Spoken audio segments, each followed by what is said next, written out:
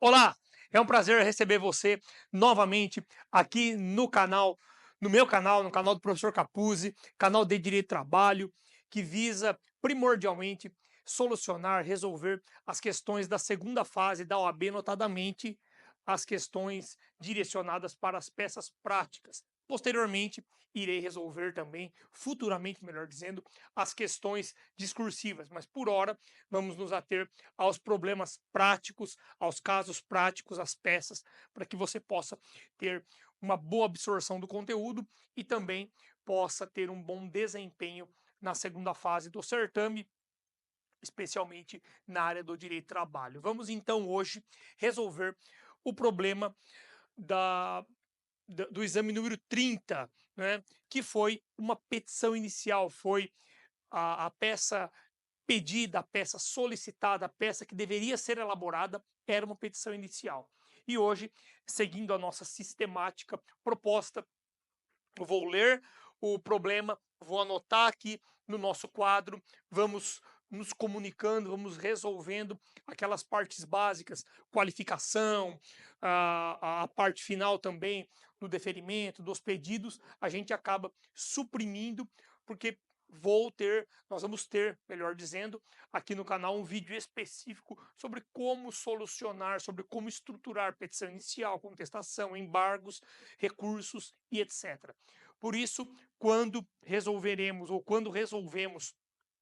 casos práticos específicos de uma determinada prova, eu vou me ater ao conteúdo, ao recheio do bolo, que eu gosto de dizer, né? Que é o conteúdo principal do caso que você deveria desenvolver. Vamos lá, então? Acompanha comigo, tá na tela aí. Após juntar durante alguns anos suas economias e auxiliado por seus familiares, o Tito comprou uma motocicleta e começou a trabalhar em 15 de dezembro de 2018 como motoboy na pizzaria Gourmet Limitada, localizada no município de Paraupebas, no Pará, realizando a entrega em domicílio de pizzas e outros tipos de massas aos clientes do empregador. Vamos anotar isso aqui então, que é importante. Eu venho para cá e, como de praxe, vou anotar. É o Tito. O Tito, então, ele foi contratado para trabalhar como entregador, não é? Na pizzaria Gourmet Limitada. Pizzaria Gourmet, Gourmet Limitada. Perfeito? Foi contratado e começou a trabalhar em 15 de dezembro de 2018. Perfeito. O que ele fazia? Ele era motoboy. Vamos anotando as informações primordiais. Então, 15 do 12 e ele era motoboy. Essa pizzaria, ela se localiza no município, se localizava, né? No município de Paraupebas, no estado do nosso querido Pará. Então vamos lá, município de Pará, Parauapebas, no Pará. Aqui já vai dar um indicativo de onde você deve distribuir a sua reclamação trabalhista, notadamente porque o Tito trabalhava nesta cidade, realizando entrega em domicílio, pizzas, outras massas aos clientes do empregador. Por hora, tudo bem. Vamos lá. Prosseguindo, vai comigo aí. A carteira de trabalho de Tito foi devidamente assinada com o valor de um salário mínimo mensal. Então o cara ali recebia um salário mínimo mensal, um SM mês, na CTPS. Beleza? Em razão da atividade desempenhada, Tito poderia escolher diariamente um item do cardápio para se alimentar no próprio estabelecimento, sem precisar pagar pelo produto. Então, poderia consumir, vamos colocar aqui, consumo um produto diário, que aí você tem que trabalhar sua mente para ir lembrando. Vamos lá. Sem precisar pagar. Tito fazia em média 10 entregas em seu turno de trabalho. 10 entregas em seu turno de trabalho. E normalmente recebia R$ 1 de bonificação espontânea, vamos nos ater a essa expressão posteriormente, de cada cliente, gerando uma média de R$ 260 por mês. Voltando, Tito então fazia média de, vamos colocar aqui, média de 10 entregas 10 entregas em seu turno de trabalho. Vamos colocar aqui 10 entregas por dia, né? Tudo bem, não tem nenhum problema. Recebia R$ 1 de bonificação espontânea. Aí você vai me perguntar, professor, o que é bonificação espontânea? Bonificação espontânea. Perceba comigo. Bonificação espontânea é aquele valor que um terceiro está pagando ao Tito por conta do serviço prestado. Terceiro, quem que é o terceiro? É o cliente, certo? Então, nesse aspecto, bonificação espontânea, você tem que, a priori, já pensar ser gorjeta. Vamos construindo o raciocínio ao longo da leitura, mas a priori já faço a leitura como bonificação espontânea, porque recebia R$ 1 de bonificação espontânea de cada cliente. Não me parece que é uma outra parcela que não seja gorjeta. Não tem como enquadrar aqui como um prêmio, como um adicional, né? Enfim, como qualquer outra parcela, justamente pelo fato de essas parcelas, como regra, né, serem pagas pelo próprio empregador e não por um terceiro, tá bom? Gerando uma média, etc, etc. Aqui já falei. Tito exercia suas funções 6 dias na semana, com folga na segunda, sendo que uma vez por mês a folga era em um domingo. Então, anotando 6 dias na semana trabalhados, labor 6 dias na semana, perfeito? Folga segunda-feira, ok. DSR, né? Vamos ser um pouco mais técnico aqui, vamos retirar a palavrinha folga e vamos falar o DSR, que evidentemente na esfera jurídica é muito mais técnico. Bem, sendo que uma vez por mês a folga era aos domingos, então uma vez por mês o DSR era aos domingos. Perfeito. A jornada cumprida era das 18 às 3h30 da manhã, com intervalo de 40 minutos para a refeição. Aqui, evidentemente, já está te dando dicas sobre o que requerer, o que pretender na reclamação trabalhista. Então vamos colocar lá. Jornada das 18 horas às 3h30 da manhã. Ok. E intervalo de intrajornada, põe aqui, 2 pontinhos, 40M. 40M, 40 minutos. Perfeito? Para alimentação, descanso, etc. No mês de agosto de 2019, Tito fez a entrega de uma pizza na casa de um cliente. Ok. Vamos colocar aqui esse ponto e esse ponto. Vamos colocar agosto de 2019. O Tito fez a entrega na casa, ou melhor, a entrega de uma pizza na casa de um cliente. Ocorre que o cozinheiro da pizzaria, perdão, se confundiu no preparo e assou uma pizza de calabresa, sendo que o cliente era alérgico a esse produto, linguiça. Bom, vamos tocando aqui, antes de escrever. Ao ver a pizza errada, o cliente foi tomado de uma fúria incontrolável, começou a xingar e ameaçar o Tito e terminou por soltar seus cães de guarda, dando ordem para atacar o entregador. Rapaz, esse se lascou. Bom, então, agosto de 2019, vamos pôr aqui pizza errada, entre aspas, que desencadeou naturalmente um acidente do trabalho. Acidente do trabalho. Bom, vamos lá. Tito correu desesperadamente, mas foi mordido por seus animais, ou mordido e arranhado pelos animais, sendo lesionado gravemente. Em razão disso, precisou se afastar por 30 dias para a recuperação, recebendo o benefício previdenciário pertinente do INSS. Anota: acidente do trabalho, afastamento,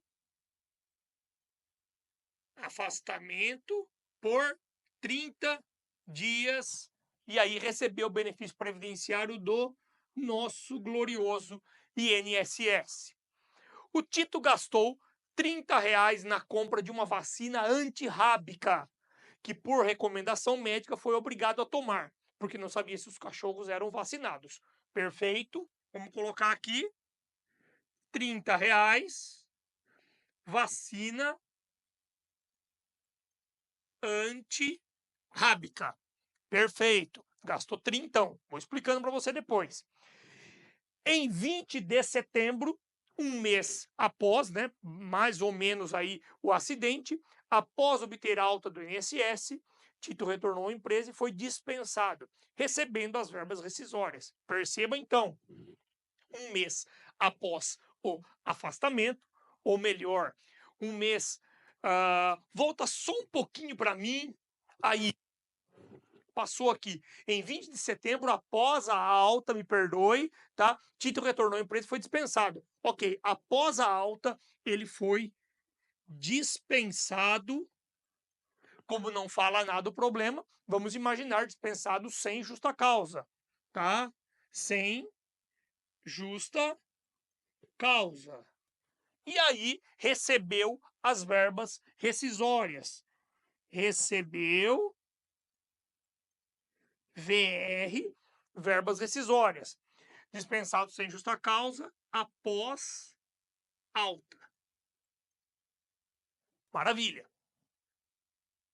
Finalizando a leitura aqui, nos contra-cheques, nos olerites de Tito, constam mensalmente o pagamento do salário mínimo nacional na coluna de créditos e o desconto de INSS na coluna de descontos.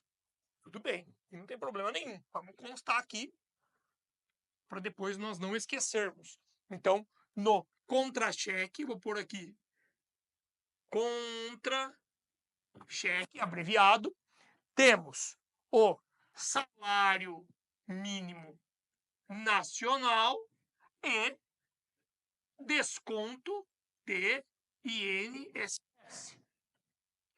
Sendo que no mês de março de 2019, vamos anotar aqui, março de 2019, houve ainda dedução de R$ 31,80 a título de contribuição sindical. Então, no mês de março de 2019, descontou do salário do título a R$ 31,80 pertinentes à contribuição para o sindicato. Tá bom. Sem que tivesse autorizado o desconto, ou seja, o Tito não autorizou que fosse suprimido do seu pagamento R$ 31,80, contudo o empregador descontou para o pagamento da contribuição sindical. O Tito foi à Caixa Econômica Federal e solicitou o seu extrato analítico, onde consta depósito de FGTS de todo o contrato de trabalho. Essa informação bobinha é só para jogar aqui, tá? Vamos colocar FGTS. Ok. Se tá ok, evidentemente você não vai pedir nada. Tudo bem? Considerando que em outubro de 2019, Tito procurou você, que me acompanha aí, como advogado, para pleitear os direitos lesados, informando que continua desempregado e importante essa informação. Continua desempregado. Espera aí que minha caneta já está dando BO aqui. Continua desempregado. Por que isso, professor? Benefício da justiça gratuita, tá? Elabore a peça processual pertinente, tá? Não vou ler aqui o conteúdo restante. Esse problema, mas notoriamente, vai jogar, vai confluir em uma petição inicial. Não tem como. O Tito está narrando a situação dele, ou melhor, o problema está dando a você a situação vivida pelo Tito e quer que você elabore a peça processual pertinente. Veja aqui, você que me acompanha, Não há uma menção de resposta da empresa, não há uma menção a uma audiência trabalhista realizada, não há uma menção a uma decisão judicial, absolutamente nada. Nós temos pura e simplesmente o relato pelo problema, pela Ordem dos Advogados do Brasil, da situação vivida pelo Tito. E pergunto a você que me acompanha: e aí? Você vai fazer o quê? O cara procurou você no escritório lá. Ó, aconteceu isso, aconteceu isso, aconteceu isso, aconteceu isso, aconteceu isso. O que você vai fazer? Qual é a medida processual pertinente que você deve adotar? Vou pedir, então, para o Vinícius, agora no aspecto e para o gabarito, para nós podermos começar a desenhar. Eu não vou estruturar efetivamente aqui, mas eu vou comentar bastante para que você que está aí no carro, está deitado, está lá no banho, enfim, possa ouvir e ir absorvendo o conteúdo. Me parece que a importância dessa nossa proposta, né, é exatamente a de você poder ouvir, poder ter o contato com os comentários da prova e ir ouvindo em qualquer lugar que você esteja.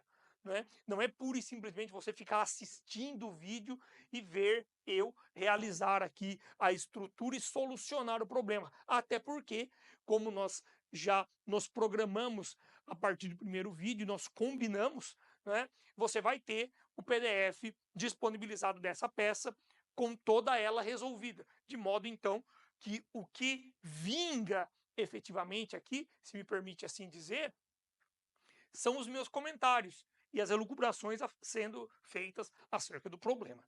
Tudo bem? Primeiro ponto, então, da petição inicial que você tem que saber, não tem jeito, é o direcionamento. Na verdade, é competência material. Competência material, obviamente, você é redundante aqui quanto à matéria. Qual é a matéria discutida no aspecto, neste caso? Matéria trabalhista. Se é matéria que tem um fundo empregatício, um fundo de vínculo de emprego, nós vamos para a Justiça do Trabalho, evidentemente. Só que em qual território eu vou distribuir? Eu vou distribuir na cidade de São Paulo, na cidade de Santo André, na cidade de Belo Horizonte, enfim, na cidade de Aracaju. Para onde eu vou? Aqui, o problema narra claramente que o Tito ele prestava serviço na cidade de Paraupebas, tá? De modo, então, que o 651 caput da CLT é de uma clareza solar. Ele diz lá, a competência para apreciar e julgar, não com essa literalidade, evidentemente, porque eu não decorei o artigo, mas eu sei o seu conteúdo, né? A competência da vara do trabalho para apreciar e julgar a reclamação trabalhista é aquela em que o trabalhador prestou serviços ao empregador. Então, é o local da prestação dos serviços. Portanto, então, nesse caso, nós vamos ter excelentíssimo senhor doutor juiz do trabalho de Paraupebas, no nosso estado do Pará. O direcionamento é para Paraupebas, porque é o município em que Tito se ativou. Tem que citar o 840 e o 840, parágrafo 1º, efetivamente. Tá?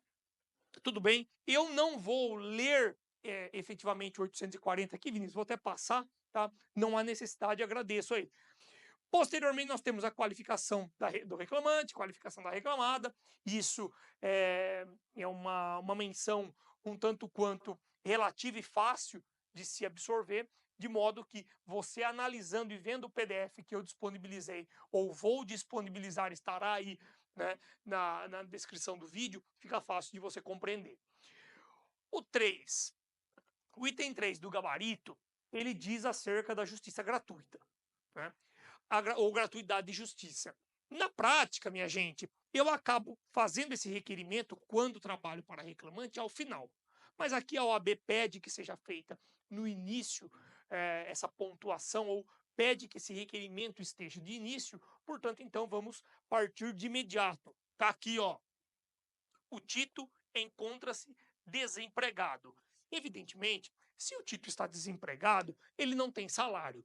E aí você vai lá para o 790, parágrafo 3º ou 4º, vamos nos ater ao 790, parágrafo 3º, e ele diz lá, ó, é facultado, é possível ao juiz, não é? vou ler de uma forma rápida aqui, a requerimento conceder, dar, a requerimento ou de ofício, o benefício da justiça gratuita. Não vou pagar custas, perfeito? Processuais, inclusive quanto aos traslados e instrumentos, aqueles que percebam salário igual ou inferior a 40% do limite máximo dos benefícios do RGPS. Veja, se o título está desempregado, ele não tem qualquer salário, de modo então que, evidentemente, o magistrado deve conceder o benefício da justiça gratuita para ele, mas você tem que realizar esse pedido. Tudo bem? Está aqui pontuado na questão que ele está desempregado, você vai lá no 790, parágrafo 3º da CLT e utiliza esse fundamento e confere na petição inicial que eu vou fornecer a você. Bem, vamos prosseguindo e dando linha aqui no nosso caso. Quarto item da OAB, a OAB traz lá gorjetas. Opa! Então, o que eu falei lá no início, evidentemente, eu já tinha lido o caso, mas faz todo sentido quando nós mencionamos aqui bonificação especial. Bonificação especial, você tem a estrutura de uma gorjeta, ou melhor dizendo, a compreensão de que essa expressão significa gorjeta. Tudo bem? Veja que o Tito, ele fazia em torno de 10 entregas diárias, recebia R$ 1 de cada cliente, não é? E ao mês dava, eu acabei me esquecendo de anotar, mas por mês ele tirava ali R$ 260. Só confirmando se é, Vinícius, por favor, vai lá no problema, aí só sobe um pouquinho, vê se é isso, R$ 260 por mês. Perfeito, meu querido. Muito obrigado, é exatamente isso. Veja, percebe aqui comigo. O Tito, ele já recebia gorjeta. Portanto, o seu pedido não é de pagamento de gorjeta. Porque se for pagamento de gorjeta, é um bis in idem. O que é um bis in idem? Eu estou cobrando 2 vezes o mesmo valor, eu estou cobrando novamente. Não é essa a ideia. A ideia é que na carteira de trabalho havia o registro somente de um salário. E a gorjeta estava desvinculada do salário. Estando desvinculada do salário, ela deixa de produzir reflexos em algumas verbas. Portanto, eu quero chamar a sua atenção nesse aspecto. A gorjeta, o que eu quero efetivamente da gorjeta? Eu quero a integração da gorjeta ao salário, ao valor cheio pago ao Tito por mês. Traduzindo em miúdos, eu quero um salário mínimo mais 260 para poder recolher impostos, recolher o FGTS e outras parcelas que eu vou falar agora para você. Por favor, Vinícius, vamos lá no artigo. Então nós temos, veja, para isso, você tem que ler e compreender o 457. Compreende-se na remuneração do empregado. Remuneração como valor global, para todos os efeitos legais, além do salário, tá aqui, ó. Salário devido e pago, quem pagava? Patrão. Diretamente pelo empregador, como contraprestação de serviço, perfeito, as gorjetas que receber. De novo, compreende-se na remuneração o salário, que é o salário mínimo, mais a gorjeta.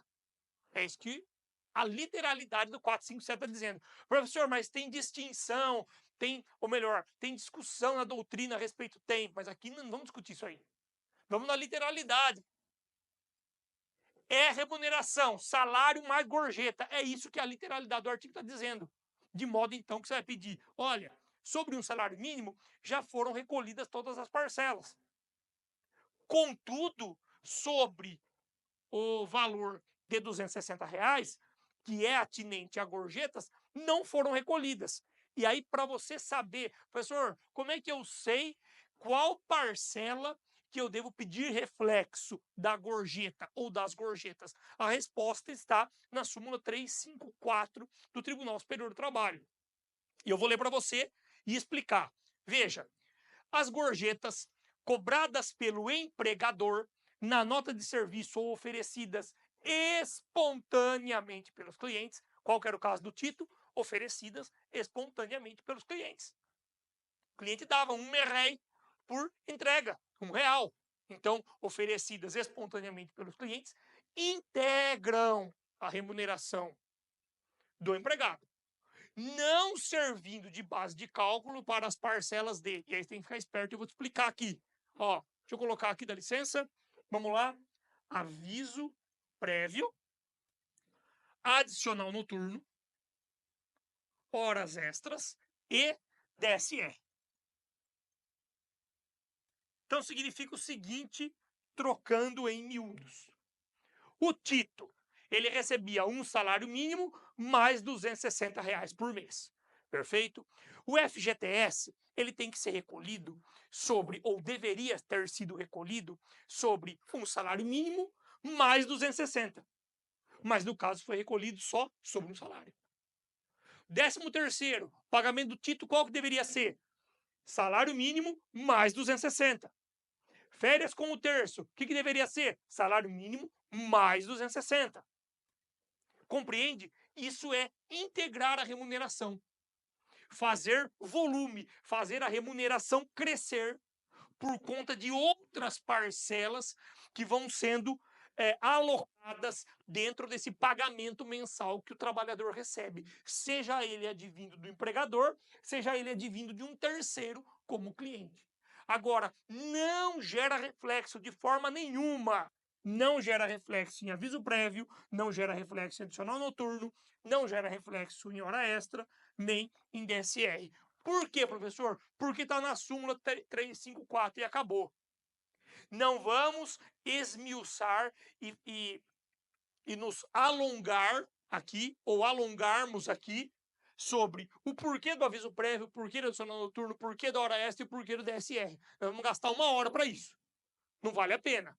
O negócio é decorar. Aviso prévio, adicional noturno, hora extra, DSR. Aviso prévio, adicional noturno, hora extra, DSR. Acabou. Pronto. Já sei que isso aí não tem reflexo. Dando exemplo para você. Se o Tito fizesse, por exemplo, horas extras, suponhando aqui, né? Suponhando é bom, né? Supondo aqui. Então nós temos qual que é a base de cálculo da hora extra para esse caso concreto? Só o salário mínimo. Não o salário mínimo mais 260. Perfeito? E por quê? Porque não gera reflexo em horas extras a gorjeta. Ou as gorjetas não geram reflexos em hora extra. Não geram hora extra, não geram reflexos, perdão, em adicional noturno e também em aviso prévio. Tudo bem? Perfeito? Essa é a lógica. Vamos lá para o gabarito, perdão. Fechamos o tópico de gorjetas. O tópico da contribuição sindical, que está aqui, ó,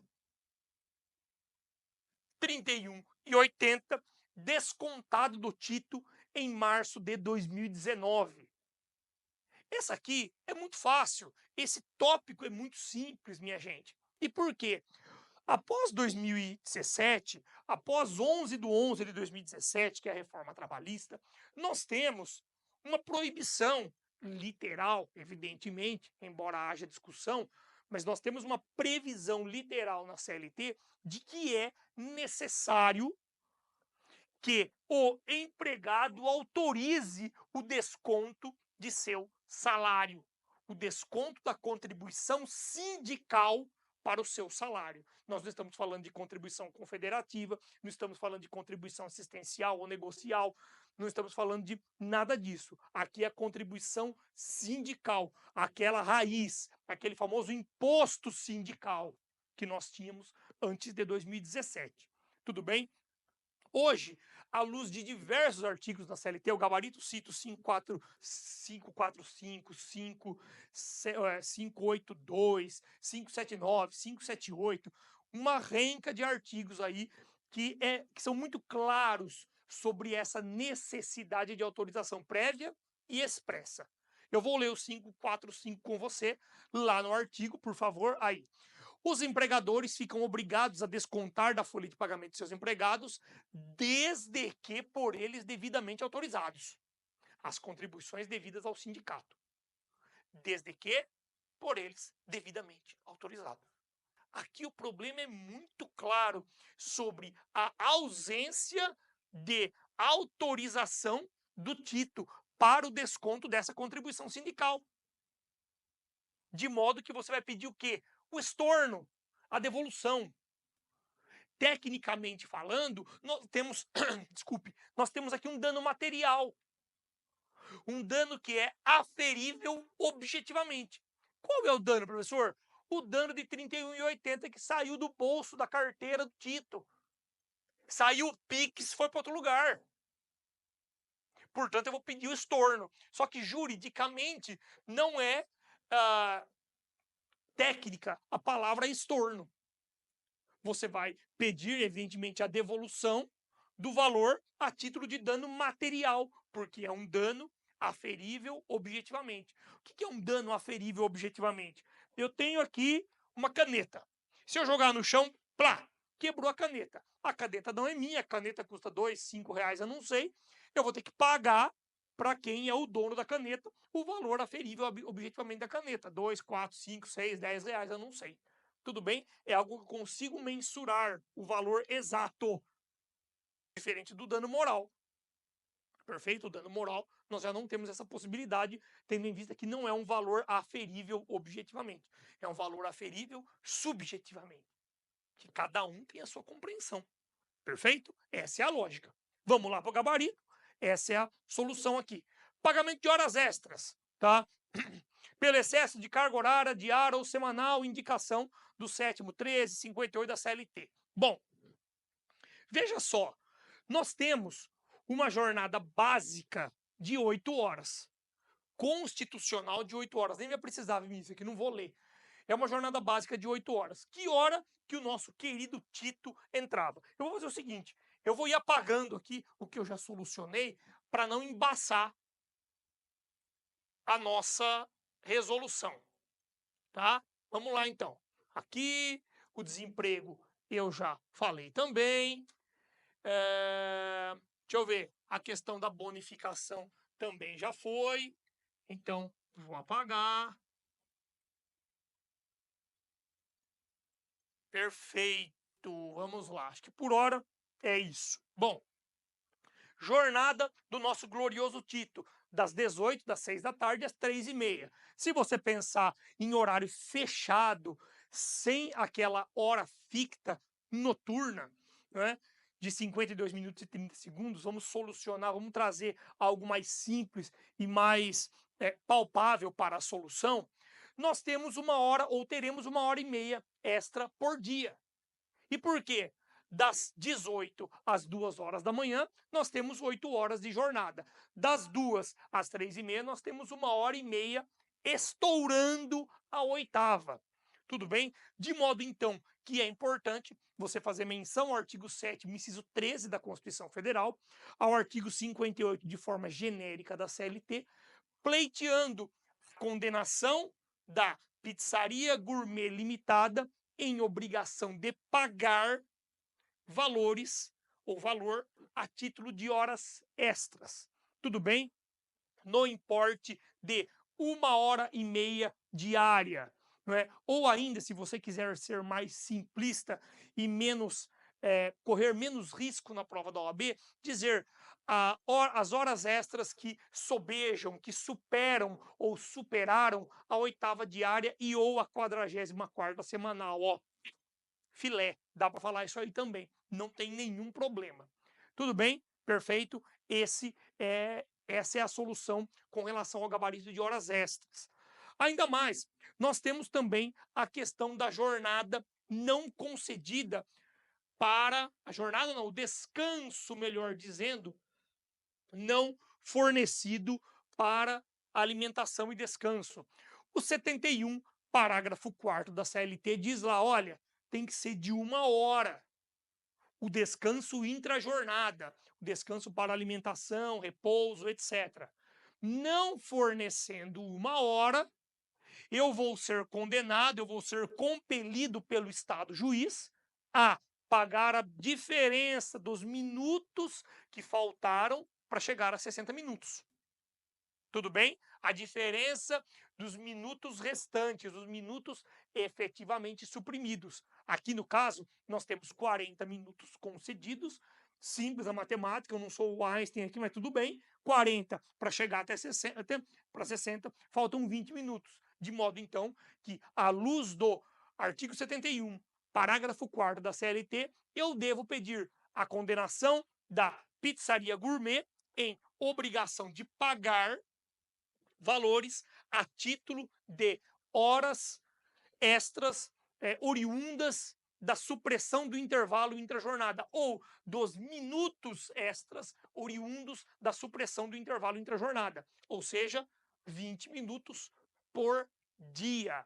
Tudo bem? Importante você ser técnico aqui. Ah, mas eu estou pelo reclamante, eu peço o que eu quiser. Nem sempre, tá?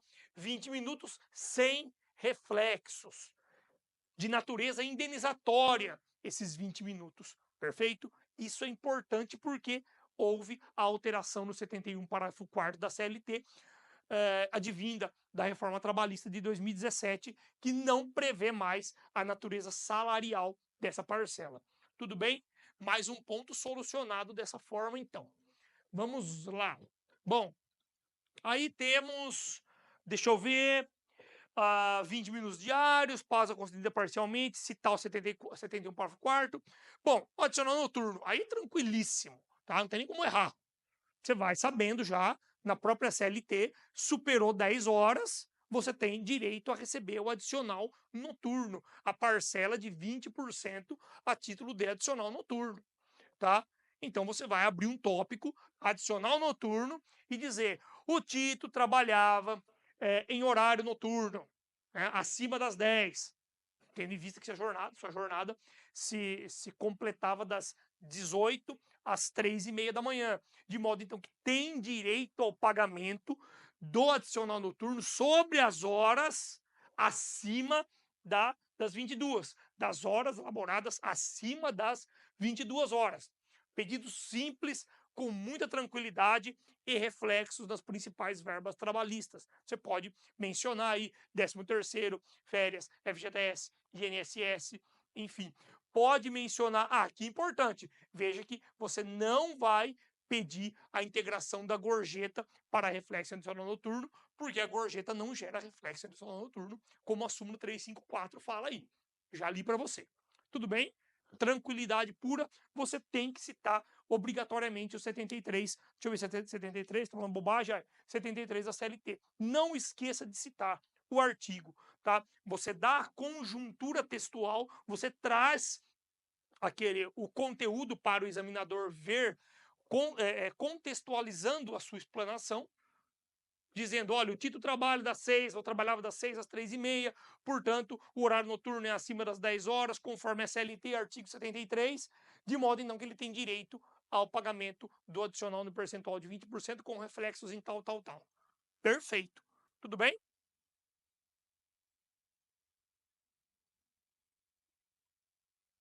Vamos lá. Agora o pedido um pouquinho mais complexo para a gente caminhar para o fim, né? Mas é o recheio mais substancial aqui, que é a reintegração, a concessão de tutela, de urgência ou evidência. Bom, o item 9 diz lá: reintegração pela estabilidade em razão do acidente de trabalho. Bom, o que você vai pensar no aspecto? Vamos construir o raciocínio. O Tito, ele estava trabalhando, foi atacado por um cachorro ou por cachorros, foi arranhado, foi mordido, perfeito?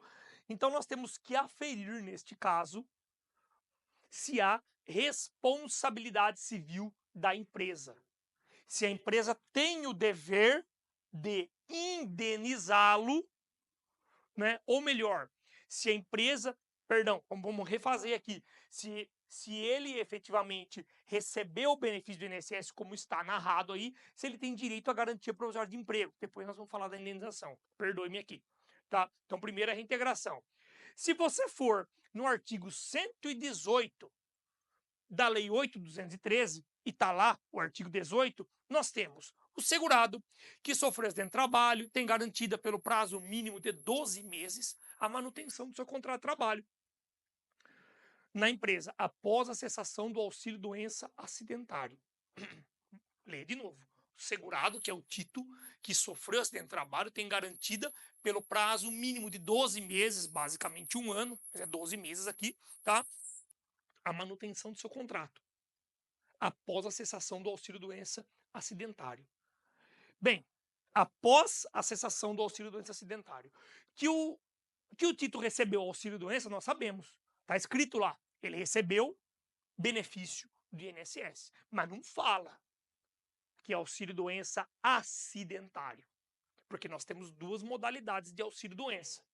Né? Hoje a nomenclatura mudou, mas vamos abordar aqui a nomenclatura trazida pelo próprio problema. Tá bom? Auxílio-doença, perdão, comum e auxílio-doença acidentário. Auxílio-doença comum, eu tô lá jogando bola, eu tô no final de semana tomando uma cerveja, tropeço, enfim, venho me lesionar. Vou receber um auxílio-doença se eu ficar afastado por mais de 15 dias, se eu sou empregado, evidentemente. Sim, um auxílio-doença comum. Bati o carro, enfim. O auxílio-doença acidentário é aquele que ocorre, ou melhor, é fruto do acidente de trabalho, do acidente que ocorre no bojo do contrato de trabalho. Como que eu sei, professor, se ele recebeu auxílio-doença acidentário ou não? É simples. Você vai no artigo 21 da Lei 8.213. 21 da 8.213 diz lá, ó, 21 item 2, a linha A. Equipara-se também ao acidente de trabalho, para os efeitos desta lei, o acidente sofrido pelo segurado no local e no horário de trabalho, em consequência de. Veja, no local e no horário de trabalho. Aí você fala para mim, pô, mas no local tudo bem, mas ele foi mordido no horário tudo bem, mas ele foi mordido no local de trabalho? Bem, qual que é o local de trabalho do Tito? É a rua. Ele é motoboy? Ou você vai falar para mim que o local de trabalho dele é só na pizzaria? Então se ele sai da pizzaria, ele não está no local de trabalho? Interessante essa conjuntura da problemática aqui. Ele foi mordido na casa de um cliente, que não deixa de ser o local de trabalho dele. E essa mordida foi fruto do quê? Um ato de, olha a linha A, ato de agressão praticado por terceiro. Aqui a linha A diz ato de agressão, sabotagem e terrorismo. Pô, sabotagem e terrorismo não tem nada a ver, né? Então é um ato de agressão praticada por um terceiro. Aí quem é o terceiro? É o cachorro? Efetivamente não. Efetivamente é o dono do cachorro. Né? O cachorro é irracional. Ele soltou o cachorro para que o cachorro pudesse morder o Tito. Então, praticado por terceiro. Tendo em vista que ele se enquadra efetivamente nesse dispositivo legal, ele recebeu auxílio-doença acidentário. Se ele recebeu auxílio-doença acidentário, ele tem garantia provisória de emprego de 12 meses depois de cessado o benefício. Veja aqui, ó. Só volta um pouquinho lá, Vinícius, do problema que eu não me lembro exatamente do que está falando. Deixa eu ver se fala da data. Aqui, em 20 de setembro. 20 de setembro de 2019. Aqui, deixa eu só conferir exatamente. Aqui, em 20 de setembro de 2019, após obter alta do INSS, o Tito retornou e foi, ó, da linha, vaza daqui, tchau e benção, pode ir embora. Ok, recebeu alta do INSS, chegou lá, vai moçada, agora eu tô lindo para trabalhar. Rapa daqui, filho, vai embora, vaza. Suma na minha frente. Perfeito. Ele foi dispensado em 20 de setembro, quando ele recebeu alta. Bom, nesse aspecto, o 118 da 8.213 está falando, ele tem garantia provisória de emprego de 12 meses. Não pode ser mandado embora. Não pode, porque ele recebeu auxílio-doença acidentário. Ele sofreu acidente de trabalho, para os efeitos da lei previdenciária, de modo então que ele tem que receber auxílio-doença, ou perdão, de modo então que ele tem direito a garantia provisória de emprego. E para garantir efetivamente a incidência deste artigo do normativo disposto nesse dispositivo de lei, né? Eu tenho que fazer o quê? Eu tenho que pedir a reintegração do título. A reintegração do título eu vou conseguir pedir através de uma tutela provisória de urgência. É a minha opinião acerca desse gabarito. Embora a OAB fale sobre a tutela de evidência. Eu prefiro pedir a tutela provisória de urgência, com base no artigo 300 do CPC.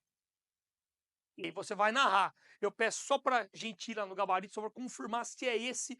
Beleza, é exatamente essa a conjuntura, vamos ler então o artigo. Olha o artigo 300. Você nunca mais vai esquecer o que eu estou falando aqui. A tutela de urgência será concedida quando houver elementos que evidenciem a probabilidade do direito e o perigo de dano. Aí o risco ou resultado útil do processo. Isso é para cautelar, não estamos falando de cautelar. Probabilidade do direito e perigo de dano. Fala para mim sobre a probabilidade do direito. Com certeza, falo. O Tito não recebeu auxílio doença acidentário? Recebeu. O artigo 118 da Lei 813 não fala que ele tem direito à garantia por hora de emprego? Fala. Então há muita probabilidade de que o Tito ganhe essa ação. Tem perigo de dano? Mas claro que tem perigo de dano. Se o cara não trabalhar, ele não recebe. Se ele não receber, ele não come. Simples. Então temos probabilidade do direito de um lado, temos perigo de dano de outro. Portanto, então, eu vou pedir a reintegração imediata do Tito, com base nesses dois elementos, utilizando o artigo 300 do Código de Processo Civil. Tudo bem? Aliado, evidentemente, à narrativa da garantia provisória de emprego que eu falei. Fazer essa construção. Trazer primeiro a previsão do artigo 21, inciso 2, a linha A, depois trazer do 118 da Lei 8.213 e posteriormente trazer o 300 do CPC. Matamos o problema aí. Tudo bem? Vamos lá, caminhando para o fim. O último pedido, os dois últimos pedidos, não, tem 3, né? Como é que eu estou de tempo, hein, Vinícius? 46. Beleza, vamos embora. Vamos correr que nem louco aqui, ó. Vamos lá. Concessão de tela de urgência, já falei. Indenização, não é? Então nós temos indenização por dano moral e indenização por dano material, tá? Eu não vou nem escrever, mas aqui eu vou comentar, tá? Acho que fica mais fácil para você, inclusive, que está me ouvindo. Perceba comigo, nós temos dano material e dano moral.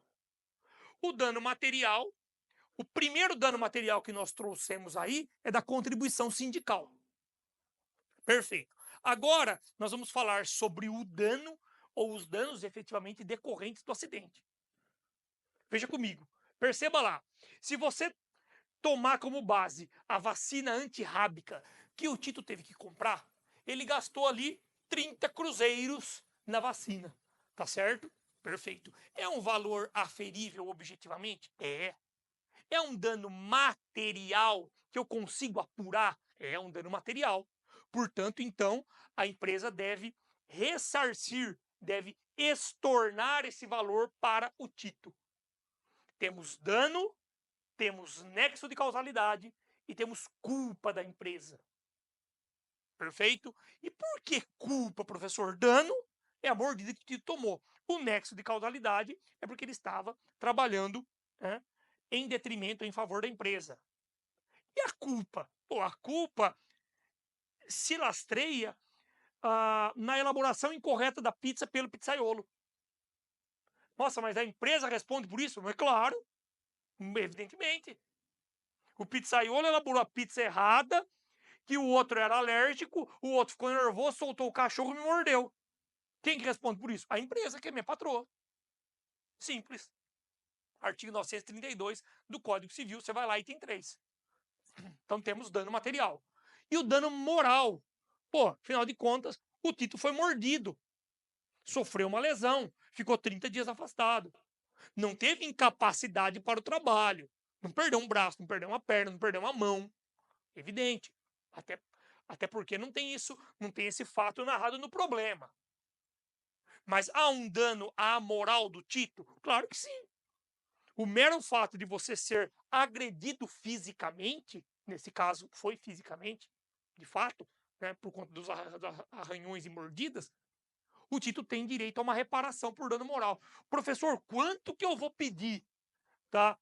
Efetivamente, talvez deixaria em branco esse pedido. Deixa o cifrão ali e atribui um valor em branco efetivamente, até porque a OAB não exige a liquidação de valores efetivo, de modo efetivo. Tudo bem? Fundamentando também sempre dano, nexo e culpa. Lembrar de citar 186, 927 do Código Civil. Nunca esqueça. Responsabilidade subjetiva, dano, nexo e culpa no viés da negligência. E aí, se você quiser citar lá 223, deixa eu ver aqui, B, C, G lá da CLT, manda bala. Pode citar. Aqui, inclusive, o gabarito fala ou 186, ou 927, ou 223. Cita tudo. Você não vai ter prejuízo nenhum. Tudo bem?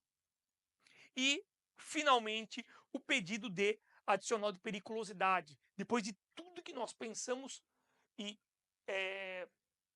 degringolamos aqui, se eu posso falar essa palavra, pensa comigo, você tem lá no 193, parágrafo 4º da CLT, um dispositivo muito simples. Deixa eu ver se eu trouxe aqui, Vinícius, por gentileza, o 193. Não trouxe. Tudo bem, não tem problema não, tá?